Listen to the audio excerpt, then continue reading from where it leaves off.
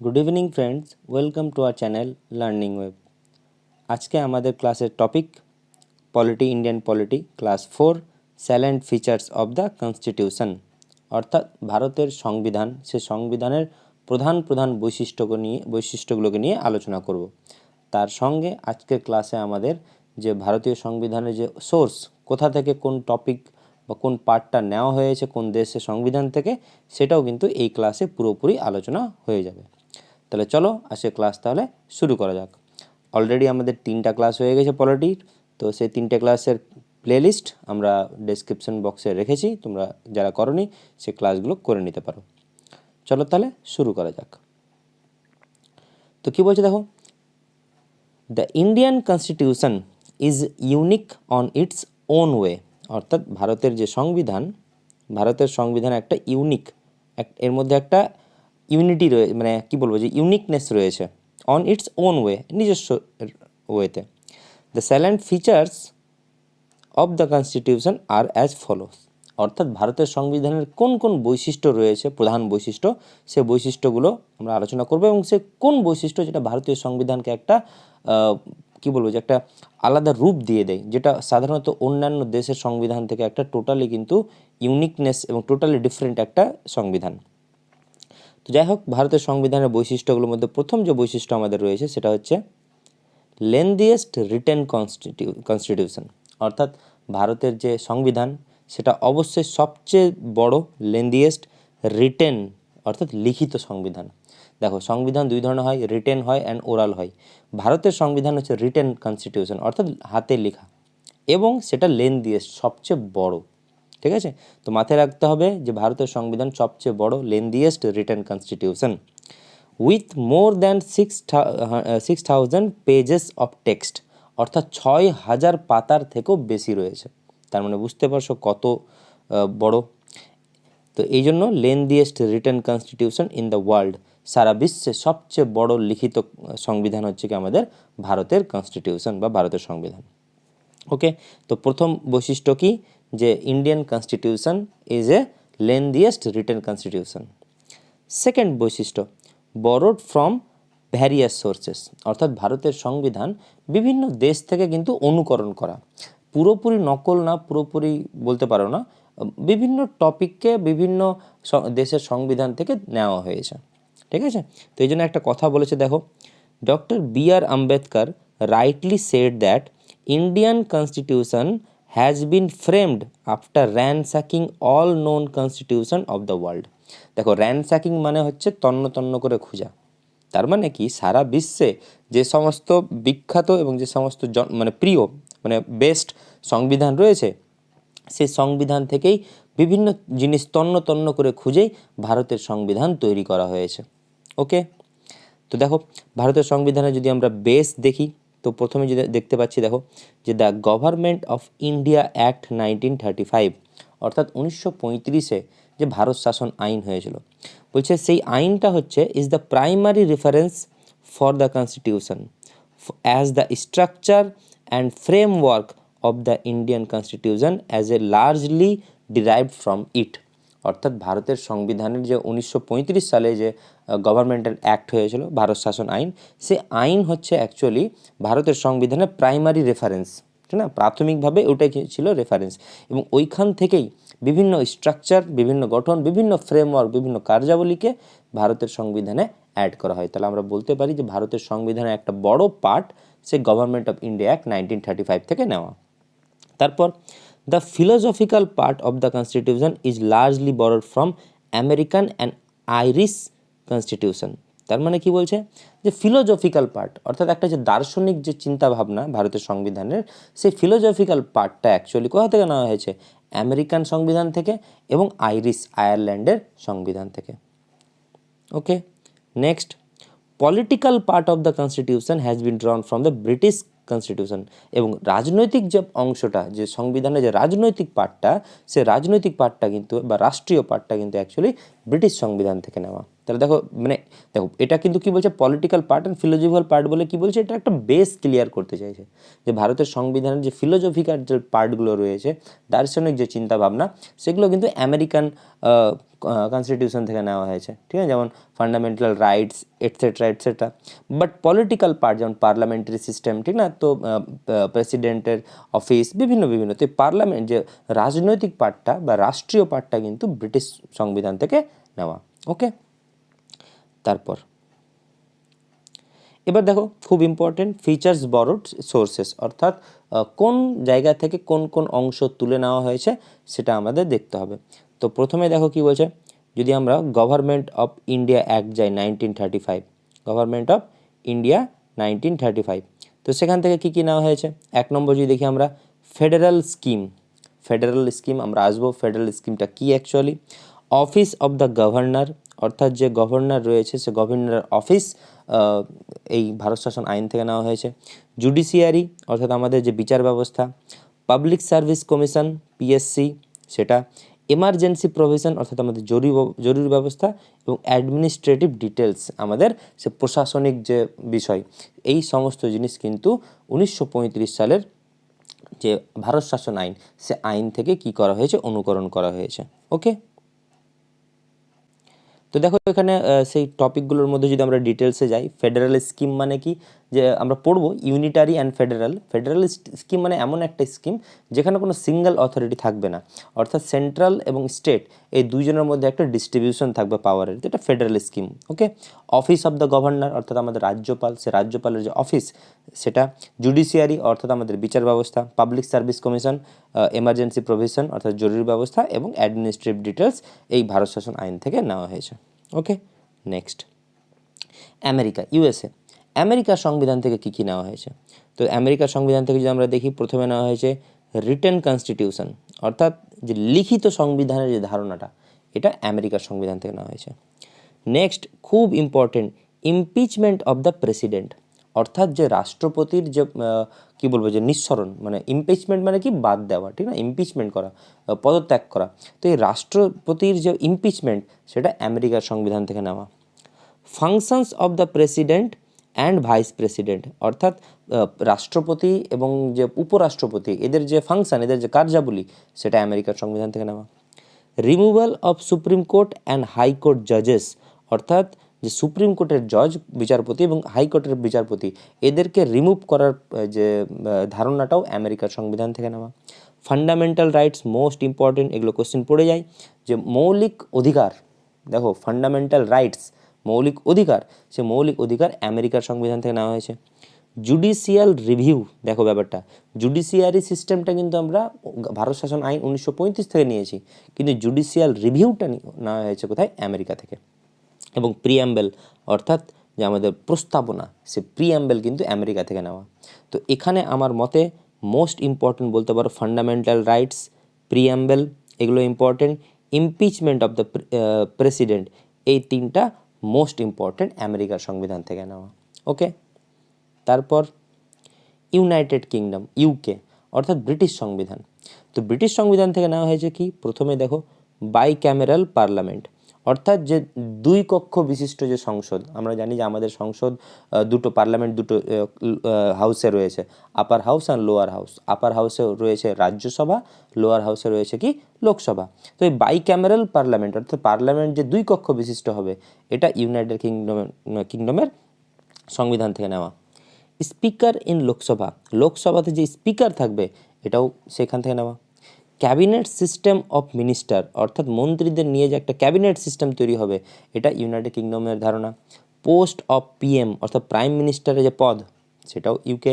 এবং parliamentary type of government, অর্থাৎ যে গভর্নমেন্ট যে পার্লামেন্টারি টাইপ হবে, সংসদীয় হবে, সে সেন্ট্রালে হোক আর স্টেটে হোক, এই parliamentary type of government United কিংডমের থেকে ধারণা। তাহলে দেখো বুঝতেই পারছো যে এই যে post of PM, cabinet system of minister, parliamentary type of government, ঠিক আছে, বাইক্যামেরাল পার্লামেন্ট, এগুলো কি বলছে, এগুলো একটা পলিটিক্যাল পার্টকে রিপ্রেজেন্ট করছে। কিন্তু তুমি যদি এদিকে আসো, সে ফান্ডামেন্টাল রাইটস, প্রিয়াম্বল, ওকে, তো এই সব জিনিসগুলো কিন্তু একটা ফিলোজফিকে রিপ্রেজেন্ট করছে। সেই জন্য ওখানে কথা লেখা ছিল যে philosophical part derived from American Constitution, and the political part derived from United Kingdom Constitution. Okay, next হচ্ছে ইউএসএসআর, ইউনাইটেড সোভিয়েত যে রাশিয়া, ঠিক না? তো সেই এখন তো রাশিয়া, আগে ইউএসএসআর মধ্যে পুরো ছিল পূর্বতন সোভিয়েত রাশিয়া। তো এই রাশিয়ার সংবিধান থেকে কী কী নেওয়া হয়েছে, খুব ইম্পর্টেন্ট। এবারে ডাব্লিউবিসিএস যে এক্সাম প্রিলি তাতেও ছিল যে 5 ইয়ার প্ল্যানিং কোন দেশের সংবিধান থেকে নেওয়া হয়েছে। তো অ্যান্সার মাথায় রাখবে রাশিয়া থেকে। রাশিয়া থেকে দুটো জিনিস নেওয়া হয়েছে এবং দুটোই ইম্পর্টেন্ট। একটা হচ্ছে ফান্ডামেন্টাল ডিউটিস। দেখো, ফান্ডামেন্টাল ডিউটিস মানে কি, মৌলিক কর্তব্য। ফান্ডামেন্টাল রাইটস হচ্ছে American constitution, okay, but fundamental duties, মৌলিক কর্তব্য, সেটা রাশিয়া থেকে নেওয়া হয়েছে। 5 ইয়ার প্ল্যান অর্থাৎ আমাদের যে পঞ্চবার্ষিকী পরিকল্পনা, সেটা রাশিয়া থেকে নেওয়া, ওকে। Next, Australia. অস্ট্রেলিয়া থেকে কী কী নেওয়া হয়েছে, মোস্ট খুবই ইম্পর্টেন্ট কনকারেন্ট লিস্ট আমরা পড়বো। একটা হচ্ছে ইউনিয়ন লিস্ট, একটা হচ্ছে স্টেট লিস্ট, একটা হচ্ছে কনকারেন্ট লিস্ট। ইউনিয়ন লিস্ট কি, যেখানে আইন শুধুমাত্র সেন্ট্রাল গভর্নমেন্ট করবে। স্টেট লিস্ট কি, যেখানে স্টেটের যে লেজিসলেটিভ কাউন্সিল করবে। এবং কনকারেন্ট লিস্ট কি, যে এমন টপিক যেখানে সেন্ট্রাল এবং স্টেট দুজনেই আইন তৈরি করতে পারবে, ঠিক আছে। তো এই কনকারেন্ট লিস্টের কনসেপ্টটা অস্ট্রেলিয়ার সংবিধান থেকে নেওয়া। ল্যাঙ্গুয়েজ অফ দ্য প্রিয়াম্বেল, দেখো প্রিয়াম্বেল নেওয়া হয়েছে কোথা থেকে, আমেরিকা থেকে, কিন্তু ল্যাঙ্গুয়েজ অফ দ্য প্রিয়াম্বেলের যে ভাষা, সেটা অস্ট্রেলিয়ার সংবিধান থেকে নেওয়া। Joint sitting of the 2 houses, আমরা দেখব আর্টিকেল 108-এ যে লোয়ার হাউস এবং আপার হাউসের জয়েন্ট সিটিং হয়, তো সেই জয়েন্ট সিটিং, যৌথ অধিবেশন যেটাকে বলে থাকে, তো সেই জয়েন্ট সিটিং অস্ট্রেলিয়ার সংবিধান থেকে নেওয়া। And freedom of trade and commerce, অর্থাৎ যে ব্যবসা বাণিজ্য করার, ট্রেডিং করা এবং কমার্স বাণিজ্য করার যে একটা স্বাধীনতা, সেটা অস্ট্রেলিয়ার সংবিধান থেকে নেওয়া। তারপর Japan, law on which the supreme court function, supreme কোর্টের ফাংশন কিন্তু জাপানের সংবিধান থেকে নেওয়া হয়েছে, okay. Germany, suspension of fundamental rights during the emergency, খুব ইম্পর্টেন্ট। অর্থাৎ এমার্জেন্সি যখন সারা দেশে ঘোষণা হবে, তো এমার্জেন্সির সময় যে ফান্ডামেন্টাল রাইটসের যে বাতিল করা হবে কিছু, ঠিক আছে, আমরা পড়বো আর্টিকেল, একটা আর্টিকেল কিন্তু বাতিল হয় না, ঠিক আছে, কিন্তু বাকি আর্টিকেলগুলো কিন্তু বাদ করা যেতেই পারে। কখন, ডিউরিং দ্য এমার্জেন্সি। তো এমার্জেন্সির সময় যে মৌলিক অধিকারগুলো যে বাতিল করা যায়, তো এটা জার্মানি সংবিধান থেকে নেওয়া, ওকে। Next, Canada. দেখো, কানাডা থেকে দুটো কথা মাথায় রাখবে, যেখানে সেন্ট্রাল এবং স্টেটের মানে ডিস্ট্রিবিউশন থাকবে, সেটা কানাডা থেকে হবে। তো দেখো কি বলছে, centrifugal form of federalism where the centre is stronger than the state, আমরা পড়বো India is a quasi federal government. Quasi federal মানে কি, যে যেখানে ফেডারেল, আমরা পড়বো যে ইউনিটারি অ্যান্ড ফেডারেল দুটো সিস্টেম। আর অ্যাকচুয়ালি একটু দেরি হবে, ওয়েট করো। তো ইউনিটারি সিস্টেমটা কি বলছি, যেখানে শুধুমাত্র সিঙ্গেল অথরিটি পাওয়ার থাকবে।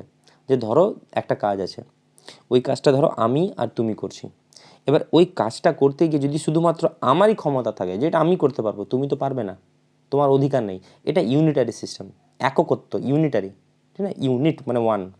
কিন্তু ফেডারেল কি, ওই কাজটা তুমিও করতে পারো, আমিও করতে পারো, এবং আমরা দুজন মিলে গিয়ে করবো, তো এটা হবে কি, ফেডারেল সিস্টেম।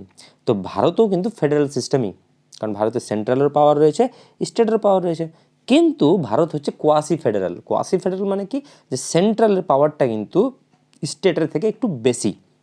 ওই জন্য বলছে, দেখো, centrifugal form of federalism where the centre is stronger than the state, এই ধারণাটা কানাডার সংবিধান থেকে নেওয়া।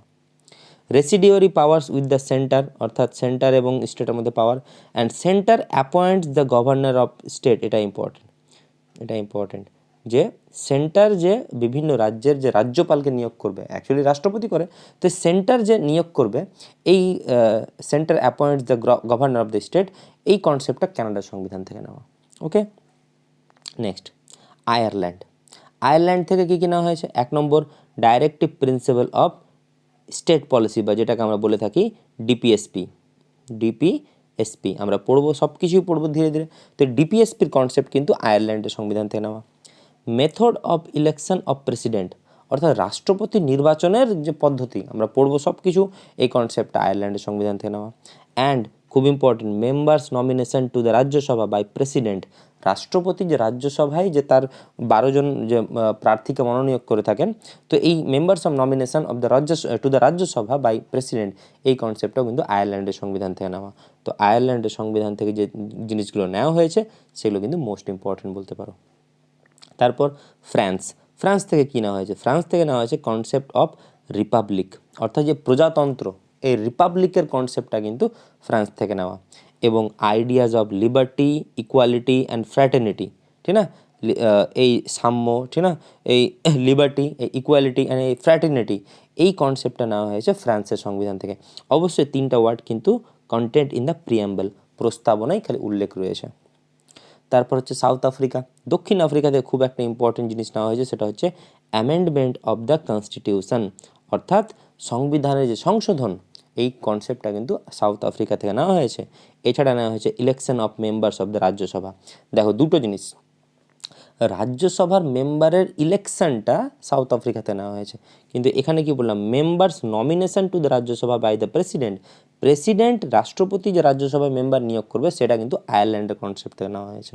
ওকে, তো আমাদেরকে এগুলো কিন্তু পুরোপুরি পড়তে হবে। তো দেখো আমি কি কি করলাম, আমি একবার করে তোমাদের দেখাচ্ছি, তোমরা একবার করে রিভিশন নিয়ে পড়ে নাও। তো দেখো প্রথমে গভর্নমেন্ট অফ ইন্ডিয়া অ্যাক্ট থেকে কি কি আসে একটু দেখে নাও।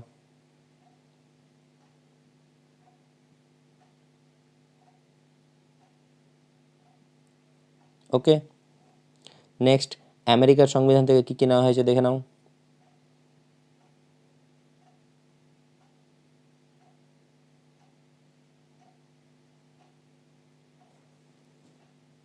ইউনাইটেড কিংডমের সংবিধান থেকে কি কি নেওয়া হয়েছে।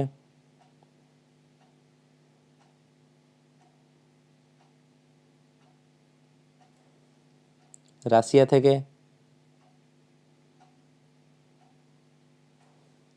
অস্ট্রেলিয়া থেকে,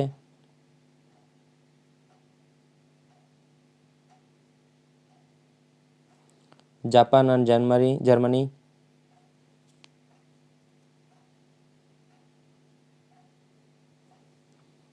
Canada,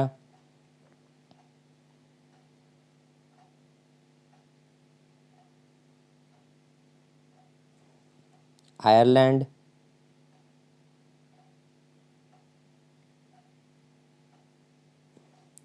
France and South Africa.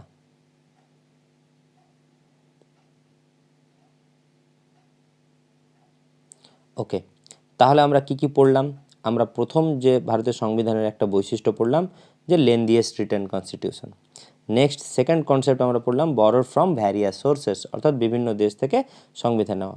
এবার নেক্সট আমাদের যে ফিচার্স রয়েছে সেটা হচ্ছে blend of rigidity and flexibility, অর্থাৎ ইন্ডিয়ান কনস্টিটিউশনের মধ্যে একটা রিজিডিটি রয়েছে, একটা দৃঢ়তা রয়েছে এবং একটা ফ্লেক্সিবিলিটি, মানে কি বলবো, ফ্লেক্সিবিলিটি মানে কি, নমনীয়, মানে একটু লচক টাইপের, ঠিক না, ফ্লেক্সিবিলিটি, তো দুটোই রয়েছে।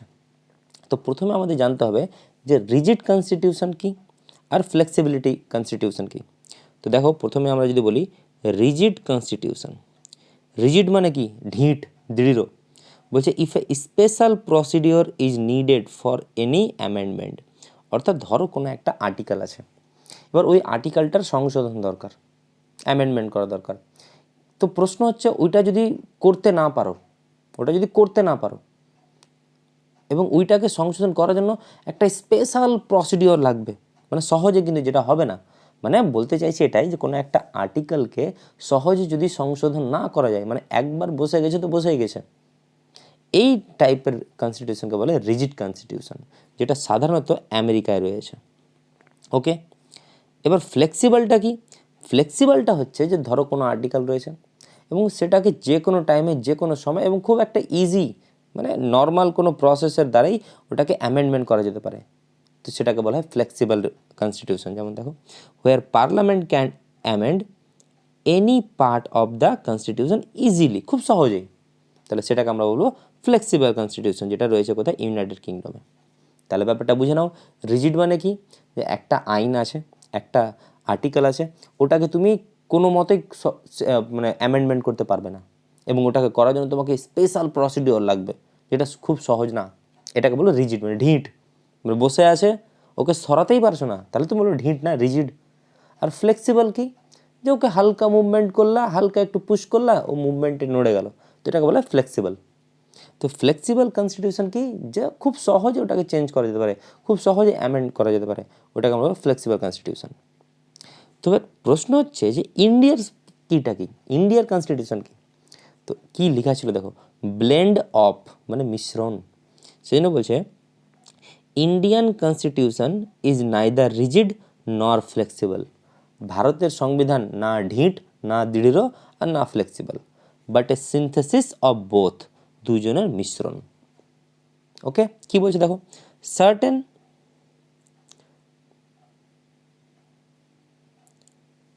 certain important provisions of the constitution require a special majority to be amended, sorry এটা কি হয়েছে দেখো, এটা একটু মিস্টেক হয়েছে, এটা হবে while others, এটা একটু প্রিন্টিং মিস্টেক হয়েছে, ঠিক আছে, মানে এটা লাইনটা হবে while, ওইটুকু অংশটা আদার্স মানে অন্য কিছু।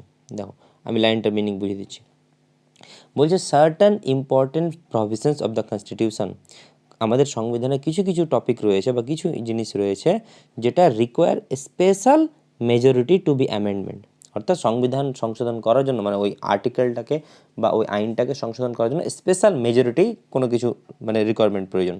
কিন্তু কিছু কিছু রয়েছে হোয়াইল আদার্স, বাকিগুলো এমন রয়েছে can be amended by a simple majority in the manner of an ordinary legislative process, মানে সংসদীয় একটা প্রসেসের দ্বারাই কী করা ওটাকে আবার সংশোধন করা যেতে পারে।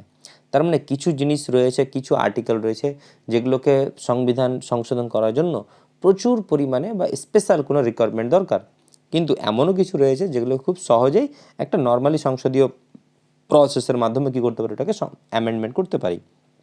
এই জন্য কী বলছে লাইনটা ইম্পর্টেন্ট, যে Indian constitution is A neither rigid নর ফ্লেক্সিবল, না দৃঢ় না flexible, but A synthesis of both, দুইজনের মিশ্রণ। ওকে, নেক্সট যে আমাদের ইন্ডিয়ান কনস্টিটিউশন একটা বৈশিষ্ট্য সেটা হচ্ছে federal systems with unitary bias, খুব important, federal system with unitary bias. তো দেখো এই ব্যাপারটা কি, তো প্রথমে আমাদের যেটা জানতে হবে সেই হচ্ছে এইটা, দেখো ইউনিটারি কথার মানে কি, ফেডারেল কথার মানে কি, আমি একটু আগেও বুঝিয়ে দিলাম। ইউনিটারি কি বলছে, power concentrated in one single authority, অর্থাৎ ক্ষমতা কোনো পার্টিকুলার একজনের কাছে আছে, ওটাকে বলবো unitary. Power distributed between centre and state, কেন্দ্র এবং রাজ্যের মধ্যে যদি ক্ষমতা ডিস্ট্রিবিউট হয়ে যায় তাহলে সেটাকে আমরা বলবো কি, ফেডারেল।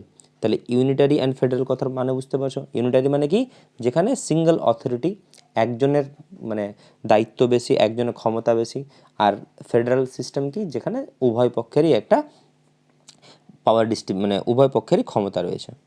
তো যাই হোক, এখানে কি বলছে, the Indian constitution establishes a federal form of government, অর্থাৎ ভারতে কিন্তু ফেডারেল ফর্ম অফ গভর্নমেন্ট রয়েছে, অর্থাৎ সেন্টারের ভূমিকা রয়েছে এবং স্টেটেরও ভূমিকা রয়েছে, একমাত্র যে সেন্টারই সব করবে তা না।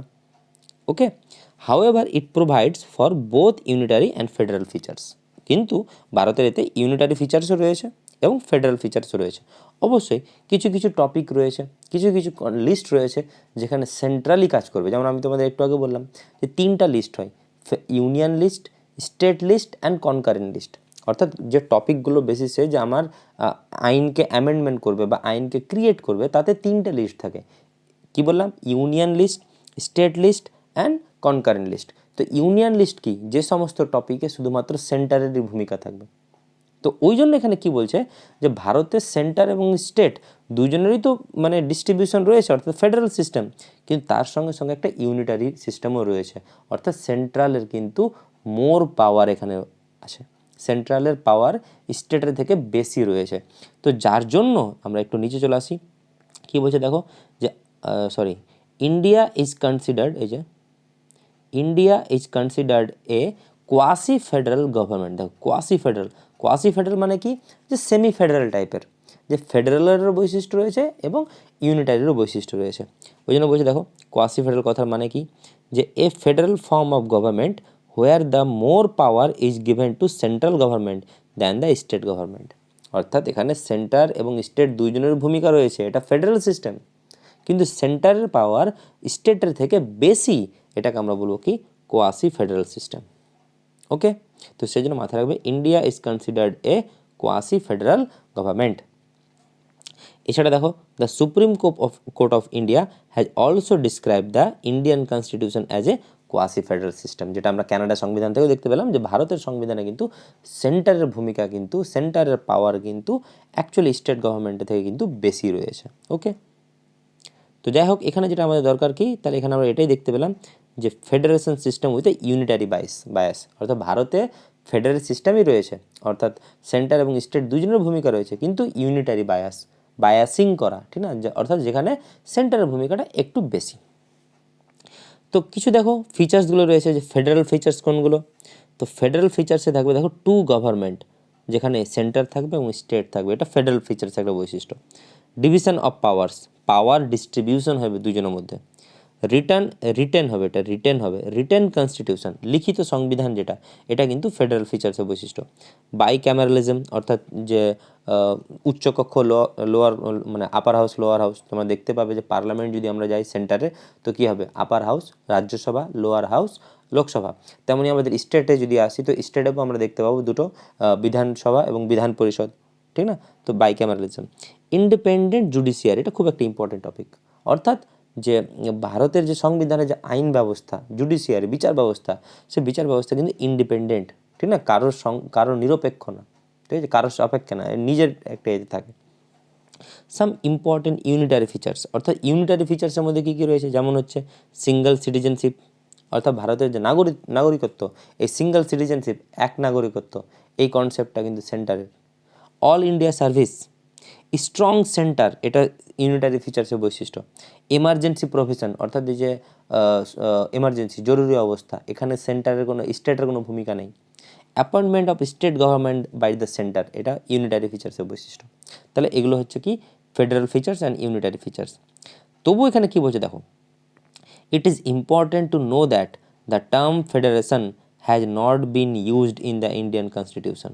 দেখো, ভারতে কিন্তু হতে পারে ভারত একটা ফেডারেল সিস্টেমের মধ্যেই রয়েছে, India is a federal system with unitary bias, কিন্তু ফেডারেশন কথাটার কিন্তু উল্লেখ ভারতীয় সংবিধানে নেই। কি রয়েছে, আর্টিকেল 1, প্রথম article, Indian constitution describes India as a union of state, অর্থাৎ ভারত হচ্ছে কি ইউনিয়ন অফ স্টেট, শুধুমাত্র এখানে ভারতে সেন্টার নেই, শুধুমাত্র ভারতের যে স্টেট নেই, এটা যদি ভারত হয়, তো এখানে বিভিন্ন রাজ্য রয়েছে, বিভিন্ন ইউনিয়ন টেরিটরি রয়েছে, তো যার জন্য কি বলছে, Indian constitution described India, that is Bharat, as a union of state, বিভিন্ন এখানে স্টেট বলতে শুধু রাজ্য না, স্টেট মানে প্রদেশ, ইউনিয়ন অফ স্টেট, সে স্টেটের কি একটা ইউনিয়ন, ঠিক না, যেমন আমরা ম্যাথে পড়েছি না, ইউনিয়ন সেট মানে কি একটার মধ্যে সবাই রয়েছে, তো ভারত একটা পার্ট, ওই পার্টে বিভিন্ন স্টেট, যেখানে স্টেট এবং ইউনিয়ন টেরিটরিজ সমস্ত কিছু রয়েছে, সেজন্য India as a union of state, ঠিক আছে, এটা আর্টিকেল 1-এ উল্লেখ রয়েছে। ওকে, চলো নেক্সট টপিক। নেক্সট আমাদের যে ইন্ডিয়ান কনস্টিটিউশনের বৈশিষ্ট্য, সেটা হচ্ছে পার্লামেন্টারি ফর্ম অফ গভর্নমেন্ট। একটু আগে বললাম যে ভারতের যে সরকার, যে গভর্নমেন্ট, ঠিক না, সেই সরকার কিন্তু পার্লামেন্টারি ফর্মে থাকে, অর্থাৎ সাংসদীয় সিস্টেমে। দেখো কি বলছে, the Indian constitution establish a parliamentary system of government both at the centre and state, অর্থাৎ এই পার্লামেন্টারি সিস্টেম শুধুমাত্র আমাদের সেন্টারে নেই, এটা রাজ্যেও রয়েছে। ওকে, তো এই পার্লামেন্টারি সিস্টেমের কী কী বৈশিষ্ট্য, অবশ্যই দ্য মেজরিটি পার্টি রুল, আমরা সবাই জানি যে লোকসভা হোক বা বিধানসভা হোক, সেখানে কি হয়, ভোটিং সিস্টেমের মাধ্যমে মেজরিটি পার্টি জয় লাভ করে, এবং যে মেজরিটি পার্টি জয় লাভ করবে সেই হবে কি রুলিং পার্টি, আর একজন থাকবে কি অপোজিশন পার্টি। তো এখানে রুল হবে মেজরিটি পার্টি, ঠিক না, যার বেশি ভোট, যার সিট বেশি, সে কী করবে, রুল করবে, সেই রুল তৈরি করবে। Collective responsibility of the executive to the legislator, দেখো এক্সিকিউটিভ বডি মানে কি, যেখানে ধরো প্রাইম মিনিস্টার বলতে পারো বা চিফ মিনিস্টার বলতে পারো, যে ক্যাবিনেট মিনিস্ট্রি তৈরি করবে, তো সে collective responsibility of the executive to the legislator, executive বডিরও কিন্তু দায়িত্ব রয়েছে।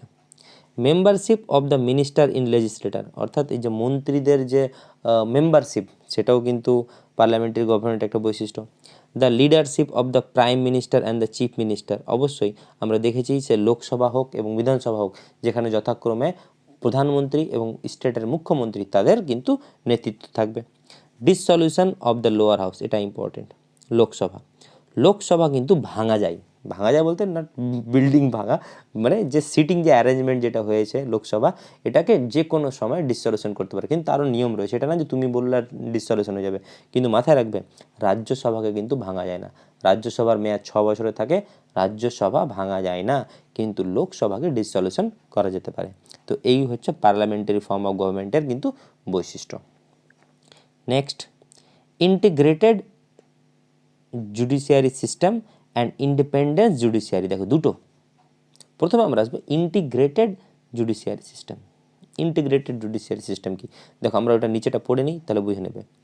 Indian system of judiciary is based on hierarchy of court.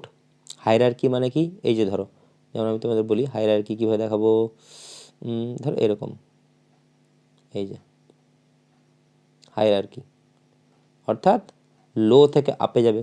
তো আপে কে রয়েছে, সুপ্রিম কোর্ট রয়েছে, সবচেয়ে উপরে কে রয়েছে, সুপ্রিম কোর্ট, তার নিচে কে রয়েছে, হাইকোর্ট, তার নিচে রয়েছে তো ডিস্ট্রিক্ট কোর্ট, লোকাল কোর্ট ইত্যাদি ইত্যাদি।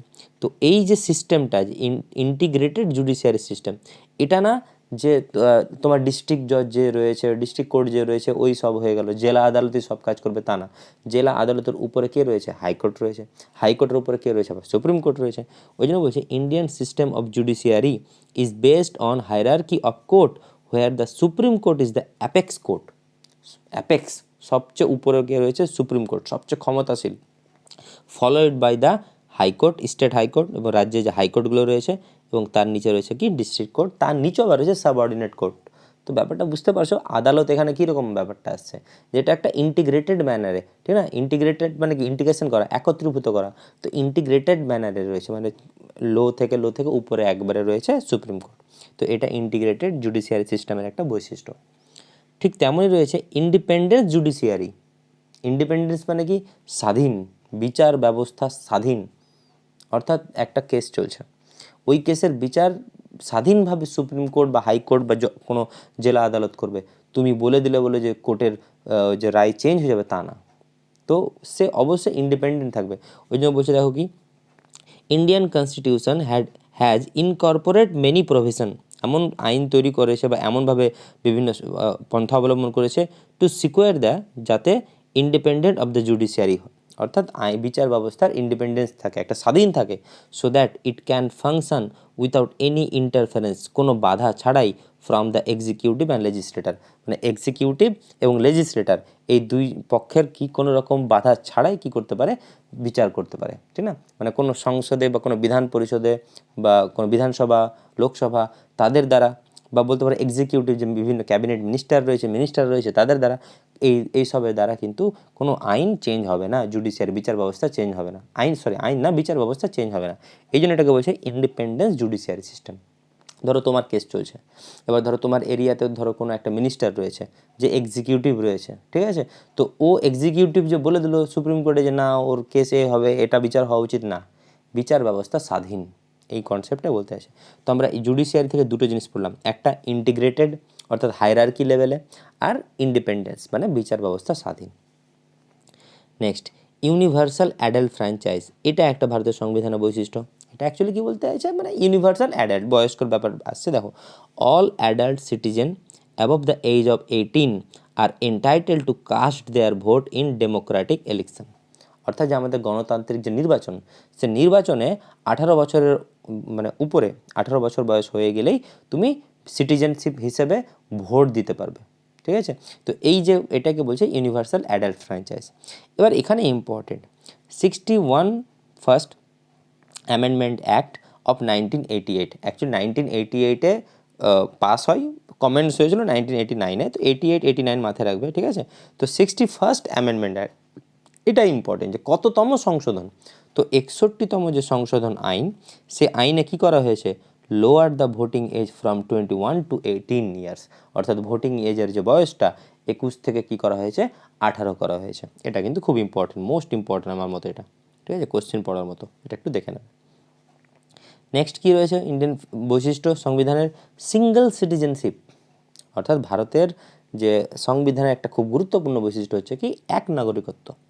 বলছে unlike United states the Indian constitution provides for a single citizenship, অর্থাৎ ভারতের সংবিধানে একটা বৈশিষ্ট্য রয়েছে যে এক নাগরিকত্ব। One identity one citizenship. তুমি যদি ইন্ডিয়ান হও অ্যাজ এ সিটিজেনশিপ, তাহলে তুমি ইন্ডিয়ানই, তুমি ইন্ডিয়ান হয়ে তুমি অন্য কোনো দেশের সিটিজেনশিপ অ্যাকসেপ্ট করতে পারো না বা তুমি স্বীকৃতি পাবে না। তো ওই জন্য বলছে আনলাইক ইউনাইটেড স্টেট, মানে ইউনাইটেড স্টেটের মতো না, কারণ ইউনাইটেড স্টেটে কিন্তু মানে ডুয়াল সিটিজেনশিপ রয়েছে। তো ওই জন্য বলছে Indian constitution provides for a single citizenship, এক নাগরিকত্ব। There is a single citizenship for all citizen regardless ethnicity and nationality, মানে জাতীয়তাভাবে, ঠিক আছে, ন্যাশনালিটি হিসেবে তুমি ইন্ডিয়ান, আর এটা তোমার সিঙ্গেল সিটিজেনশিপ। ওকে, আর্টিকেল 5 এই যে ইম্পর্টেন্ট, দেখো আর্টিকেল 5 to 11 আন্ডার পার্ট 2 আমরা দেখব বিভিন্ন পার্ট রয়েছে। তো দ্বিতীয় পার্টে রয়েছে আর্টিকেল 5 থেকে আর্টিকেল 11, আর এই দ্বিতীয় পার্ট আমাদের সংবিধানের সংবিধানের দ্বিতীয় পার্ট সিটিজেনশিপ নিয়েই আলোচনা করেছে। দেখো, deals with the nationality and the citizenship, অর্থাৎ তোমার যে দেশ, ন্যাশনালিটি, তোমার যে দেশ, এবং তোমার যে সিটিজেনশিপ, তোমার নাগরিকত্ব, এই নাগরিকত্ব নিয়ে পুরোপুরি ধারণা, পুরোপুরি ডিটেলস রয়েছে কোথায়, আর্টিকেল 5 থেকে আর্টিকেল 11, যেখানে আন্ডার পার্ট 2 এর। নেক্সট, কিছু ইন্ডিপেন্ডেন্স বডি রয়েছে। ইন্ডিপেন্ডেন্স মানে কি, ওই একই স্বাধীন। তো বলছে কি, দেখো several independent bodies establish by the Indian constitution, অর্থাৎ ভারতের সংবিধানের দ্বারা কিছু ইন্ডিপেন্ডেন্ট বডি তৈরি করা হয়েছে, যেগুলো নট পার্ট অফ দ্য কিন্তু government, both federal and state. তারা কিন্তু কারো পার্ট না, যে ফেডারেল পার্ট একটা বা স্টেট পার্ট তা না, কিন্তু এটা একটা ইন্ডিপেন্ডেন্ট বডি।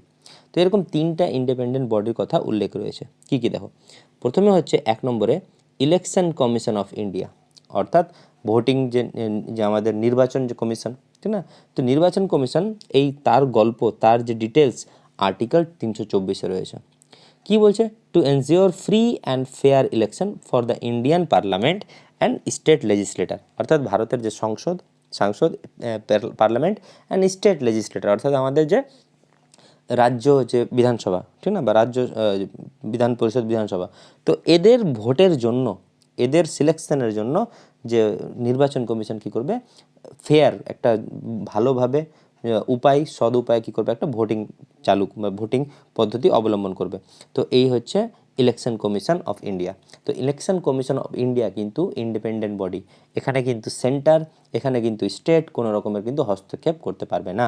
ওকে, তো election commission of India article 324 রয়েছে। নেক্সট বডি হচ্ছে কি, কন্ট্রোলার অ্যান্ড অডিটর জেনারেল, ঠিক আছে, অডিটর জেনারেল, যেটাকে বলবো আমরা কি সিএজি, ঠিক আছে, সিএজি আর্টিকেল 148। সিএজির কাজ কি, সিএজির কাজ হচ্ছে serve as a watchdog of government spending. Watchdog মানে কি, তাকিয়ে থাকা, অফ গভর্নমেন্ট স্পেন্ডিং, অর্থাৎ সরকার কোথায় খরচা করছে। মেকিং অবজারভেশন, তোমার পর্যবেক্ষণ করতে হবে about the expenditure of the government at both the level centre and state. তার মানে বলছে state government and central government কোথায় খরচা করছে, কোথায় কী রকম খরচা হচ্ছে, এই সমস্ত কিছুর হিসাব কে খতিয়ান করবে, কে দেখবে, কন্ট্রোলার অ্যান্ড অডিটর জেনারেল, যেটাকে বলবো কি আমরা সিএজি, আর এর ডিটেলস রয়েছে কোথায়, article 148। Next, union public service commission, UPSC. দেখো ইউপিএসসিও কিন্তু একটা তোমার কি ইন্ডিপেন্ডেন্ট বডি, আর্টিকেল 315 রয়েছে উল্লেখ, to conduct exam for all India services and higher central services, অর্থাৎ যে ভারতের যে বিভিন্ন সেবা সার্ভিস এবং যে হায়ার সেন্ট্রাল এবং উচ্চ কেন্দ্রীয় যে সেবাগুলো সার্ভিস রয়েছে, সেই সার্ভিসের জন্য যে এক্সামকে কন্ডাক্ট করা হচ্ছে কি ইউপিএসসির কাজ। ইউপিএসসির আর্টিকেল কততে রয়েছে, 315-তে। তাহলে দেখো 3টা আমরা ইন্ডিপেন্ডেন্ট বডি পড়লাম, একটা হচ্ছে election commission of India 324 article, CAG যে হিসাব খতিয়ান করে দেখবে 148, এবং ইউনিয়ন পাবলিক সার্ভিস কমিশন 315। দেখো এটা একটু ইম্পর্টেন্ট, যে সিএজি এর কাজ কি খালি শুধুমাত্র সরকারের, সেন্ট্রালের কি না, সেন্ট্রাল অ্যান্ড স্টেট গভর্নমেন্ট দুটোরই কিন্তু হিসাব খতিয়ান রাখা হচ্ছে সিএজি এর কাজ, ঠিক আছে। ওকে, লাস্ট 3 টায়ার সিস্টেম, অর্থাৎ ভারতের যে সংবিধান সেটা 3 টায়ার সিস্টেম। আগে কিন্তু ভারতে 2টো টায়ার সিস্টেম ছিল, অর্থাৎ বিধানসভার ভোট, অর্থাৎ রাজ্যে ভোট, আর একটা হচ্ছে কি লোকসভা ভোট, ইন্ডিয়ান পার্লামেন্টের সিস্টেমে ভোট। কিন্তু 1992-তে 73 এবং 74 অ্যামেন্ডমেন্ট অ্যাক্টের দ্বারা, অর্থাৎ 73 এবং 74 সংশোধন অ্যাক্টের দ্বারা the third tyre of government was added, অর্থাৎ তৃতীয় যে লেয়ারটা, সেই তৃতীয় লেয়ারটাকে কী করা হয়, অ্যাড করা হয়। তো তৃতীয় লেয়ারে কী রয়েছে, দেখো প্রথমে রয়েছে পঞ্চায়েত, যেটাকে আমরা বলবো রুরাল লোকাল গভর্নমেন্ট, অর্থাৎ গ্রামীণ এরিয়ায় যে সরকার, ঠিক আছে, সেটাকে আমরা কী বলবো পঞ্চায়েত। তো পঞ্চায়েতের গল্প কী বলছে দেখো, পার্ট 9 অ্যান্ড শিডিউল 11, তার মানে নবম পার্টে এবং 11তম শিডিউলে were added to the constitution in 1992 by 73 amendment act which recognise the panchayat. অর্থাৎ লাইনটা একবার মুখস্থ করে নাও, 1992 সালে হয়েছিল 73তম সংশোধন। এই 73তম সংশোধনের দ্বারা পঞ্চায়েতি সিস্টেমকে কী করা হয়েছে, পার্ট 9 অর্থাৎ নবম পার্টে এবং 11 শিডিউলে অ্যাড করা হয়। ঠিক সেভাবে রয়েছে কি মিউনিসিপ্যালিটি, যেটাকে আমরা বলবো কি আরবান লোকাল গভর্নমেন্ট, অর্থাৎ শহর এরিয়ায় নগর উন্নয়ন যে সরকার। তো এই মিউনিসিপ্যালিটির গল্প আবার কী বলছে দেখো, মিউনিসিপ্যালিটি যদি বলো তুমি একই কেস দেখো, এই 1992 74তম অ্যামেন্ডমেন্ট, তা দেখো পঞ্চায়েত 1992 73তম আর মিউনিসিপ্যালিটি 74তম। পঞ্চায়েত অ্যাড করা হয়েছিল পার্ট 9-এ, এটা অ্যাড করা হয়েছে পার্ট 9A, অর্থাৎ পার্ট 9A, কিন্তু ওটা শিডিউল ছিল কত পঞ্চায়েতের 11, এটা শিডিউল কত 12। তার মানে কি বলতে চাইছে যে 1992-তে যে 74তম সংশোধন আইন হয়েছিল, সে সংশোধন আইনে নবম এ পার্টে এবং 12তম যে শিডিউল সেখানে কি করা হয়, মিউনিসিপ্যালিটি সিস্টেমকে অ্যাড করা হয়। ওকে, তো এই ছিল আমাদের ইন্ডিয়ান গভর্নমেন্ট যে ইন্ডিয়ান কনস্টিটিউশন, ভারতের যে সংবিধান, তার বিভিন্ন বৈশিষ্ট্য। ওকে, তো আশা করি তোমাদেরকে ক্লাসটা উপকার হয়তো হবে তোমাদের। তো অবশ্যই ক্লাসটা ভালো করে একটু দেখে নিও। পিডিএফ তোমাদের টেলিগ্রাম, আমাদের যে টেলিগ্রাম গ্রুপ রয়েছে সেখানে আপলোড করা হয়েছে। তাহলে বেশ ভালো থাকো, আবার দেখা হবে কালকে সন্ধ্যা 7টায় পলিটি নিয়ে। চলো।